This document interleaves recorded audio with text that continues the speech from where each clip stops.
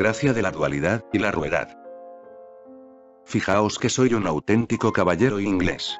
No he intervenido, aunque lo quería hacer. Había abierto la boca para hablar, pero me he detenido.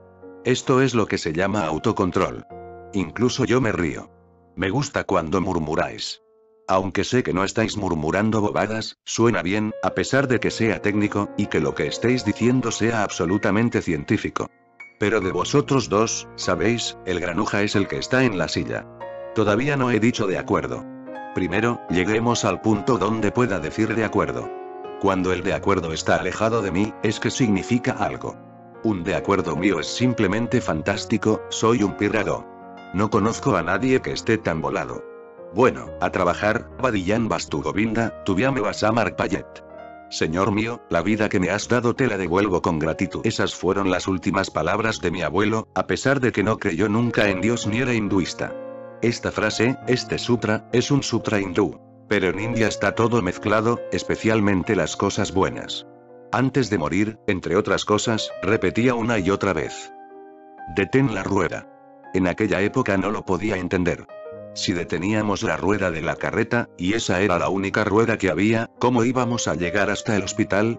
Cuando siguió repitiendo: detén la rueda, el chakra, le pregunté a mi abuela: ¿se ha vuelto loco? Ella se rió. Esto es lo que me gustaba de ella.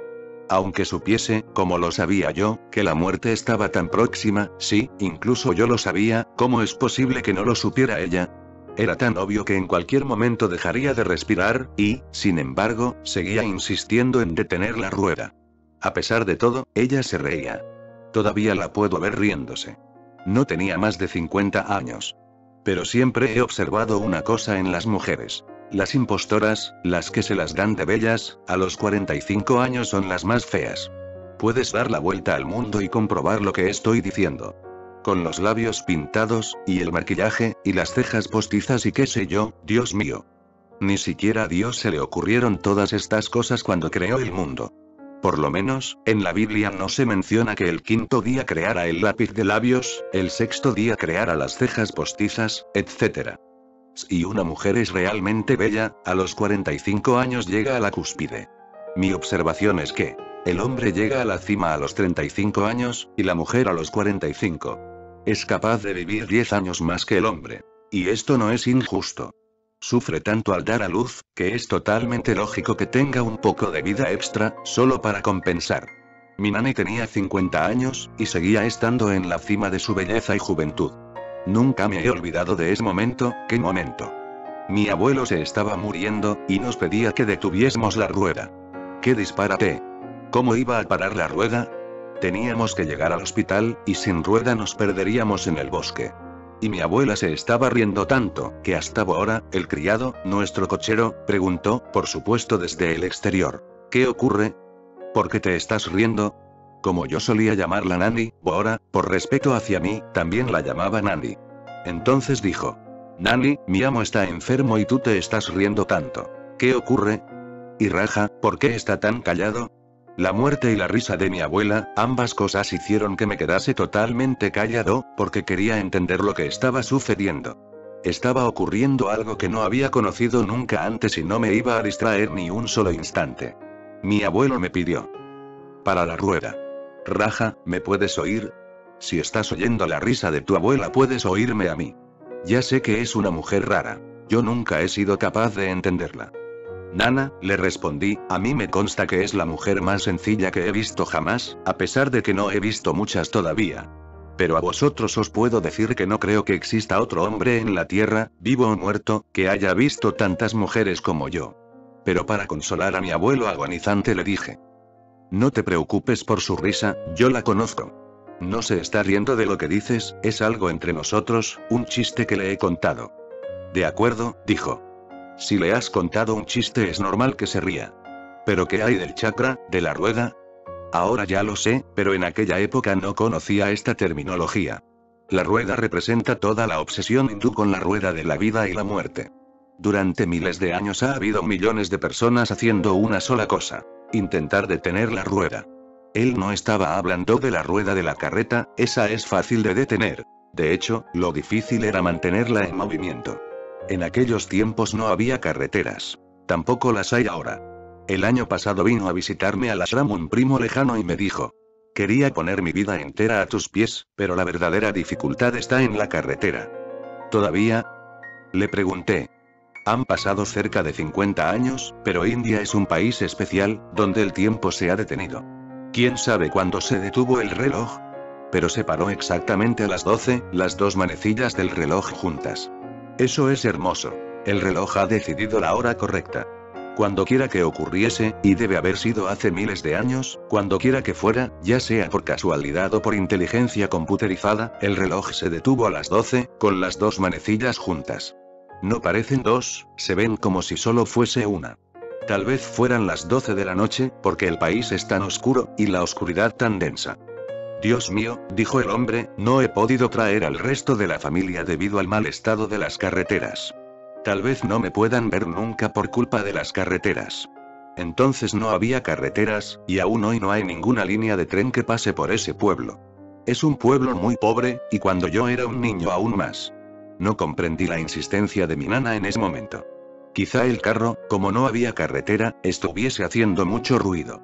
Traqueteaba por todas partes, y él estaba agonizando. Por eso, naturalmente, quería parar la rueda. Pero mi abuela se reía, ahora entiendo por qué. Él estaba hablando de la obsesión hindú por la vida y la muerte. Simbólicamente se llama la rueda de la vida y la muerte, la rueda, en pocas palabras, que gira sin cesar. En el mundo occidental, solamente Friedrich Nietzsche ha tenido el valor y el atrevimiento necesario de proponer la idea del eterno retorno. Lo ha tomado prestado de la obsesión oriental. Hay dos libros que le causaron una profunda impresión. Uno fue el Manu Smriti. Se llama La colección de los versos de Manu y es el texto hindú más importante. Lo odio. Esto os dará idea de su importancia, porque no odio las cosas ordinarias. Es extraordinariamente repulsivo. Manu es una de esas personas, que, si me lo llegara a cruzar, me olvidaría por completo de la no violencia. Simplemente le daría un tiro. Se lo merece. Manu Samhita, Manu Smriti, ¿por qué digo que es el libro más repulsivo del mundo? Porque separa a los hombres y las mujeres, y no solo a hombres y mujeres, divide a la humanidad en 4 clases, y nadie puede pasar de una clase a otra. Esto es el origen de la jerarquía. A vosotros os sorprenderá saber que Adolf Hitler siempre tenía sobre su mesa una copia del Manu Samhita, junto a su cama. Veneraba ese libro más que la Biblia. Ahora entenderéis por qué lo odio. Ni siquiera tengo una copia del Manu Samhita en mi biblioteca, aunque me han regalado al menos una docena de copias, pero las he quemado todas. Es lo mejor que podía hacer con ellas. Con mucho respeto, por supuesto, pero las quemé. Nietzsche adoraba 2 libros de los que ha tomado muchas cosas. El primero es Manu Samhita y el otro es el Mahabharata. Probablemente, este sea el más grande en cuanto a volumen. Es enorme. No creo que se pueda comparar con la Biblia, el Corán, el Dhammapada o el Tao Te Ching, al menos en cuanto a volumen. Solo me podéis entender si lo ponéis junto a la Enciclopedia Británica. Comparada con el Mahabharata, la Enciclopedia Británica es un librito. Sin duda es un gran trabajo, pero feo. Los científicos saben muy bien que, en el pasado, hubo muchos animales gigantescos sobre la Tierra. Inmensos pero horribles. El Mahabharata pertenece a ese grupo. No es que no puedas encontrar algo hermoso en él. Es tan grande, seguro que si buscas encontrarás en esa montaña algún que otro ratón. Estos 2 libros han influenciado enormemente a Nietzsche. Probablemente, nadie es tan responsable del trabajo de Friedrich Nietzsche como estos 2 libros. El autor del primero es Manu, y el Mahabharata fue escrito por Vyasa. Debo reconocer que ambos han hecho una enorme cantidad de trabajo sucio. Habría sido mejor que estos 2 libros no se hubiesen escrito. Friedrich Nietzsche tiene tanto respeto por estos libros que os asombrará, porque este es el hombre que se llamaba a sí mismo el Anticristo. Pero no debéis asombraros. Los 2 libros son anticristo. De hecho, son anti cualquier cosa que sea bonita. A mi verdad, anti-amor. Nietzsche no se enamoró de ellos por casualidad. A pesar de que nunca le gustaron Lao Tzu o Buda, sin embargo le gustaban Manu y Krishna, ¿por qué? Esta pregunta es muy significativa. Le gustaba Manu porque le encantaba la idea de la jerarquía. Él estaba contra la democracia, la libertad, la igualdad, en pocas palabras, estaba contra los verdaderos valores. También le gustaba el libro de Vyasa, el Mahabharata, porque implica el concepto de que solo la guerra es hermosa. En una ocasión, le escribió una carta a su hermana. En este preciso momento me rodea una gran belleza. Jamás he visto una belleza tal. Uno pensaría que acababa de entrar en el jardín del Edén, pero no es así, estaba presenciando un desfile militar. El sol brillaba en las espadas desnudas, y el sonido que él llama el sonido más bello que jamás he oído no era Beethoven o Mozart, ni siquiera era Wagner, sino el sonido de las botas de los soldados alemanes desfilando. Wagner fue amigo de Nietzsche, y no solo eso, sino algo más. Nietzsche se había enamorado de la mujer de su amigo. Al menos podía haber pensado en su pobre amigo. Pero no, él pensaba que ni Beethoven ni Mozart ni Wagner se podían comparar con el sonido de las botas de los soldados alemanes cuando desfilaban. Para él las espadas al sol y el sonido del ejército al desfilar eran el paradigma de la belleza. ¡Qué estética! Tened en cuenta que no estoy en contra de Friedrich Nietzsche como tal. Le aprecio siempre que se acerca a la verdad, porque mi valor y mi criterio es la verdad. El sol sobre las espadas y el sonido de las botas desfilando. Si alguien se aleja de la verdad, no importa quién sea, le daré en la cabeza con la espada desnuda. ¡Qué espectáculo más bonito! La espada desnuda, y el sonido de la cabeza de Friedrich Nietzsche al ser cortada, y hermosa sangre todo alrededor, esto es lo que hizo su discípulo, Adolf Hitler. Hitler se apropió de las ideas de Manu a través de Nietzsche.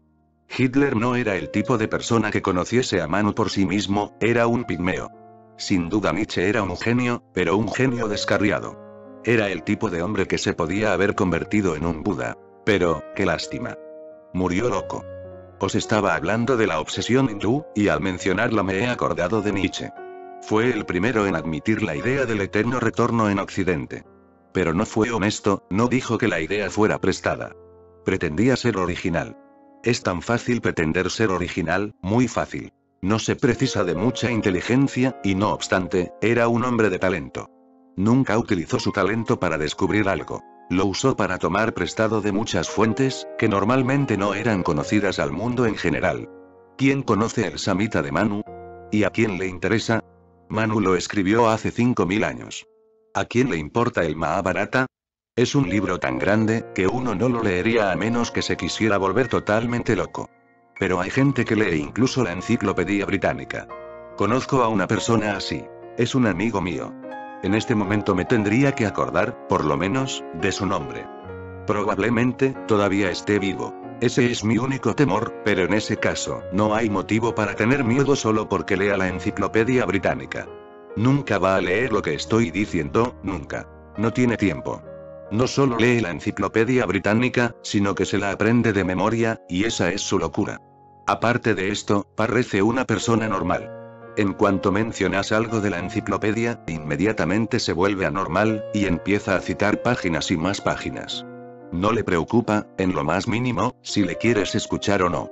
Solo ese tipo de gente lee el Mahabharata. Es la enciclopedia hindú. Digamos que es la enciclopedia indiana.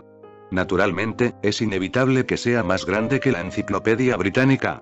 Gran Bretaña solo es Gran Bretaña, no es más grande que uno de los estados pequeños de India. India tiene al menos 3 docenas de estados de ese tamaño. Y no hablo de toda India, porque la mitad de India ahora es Pakistán.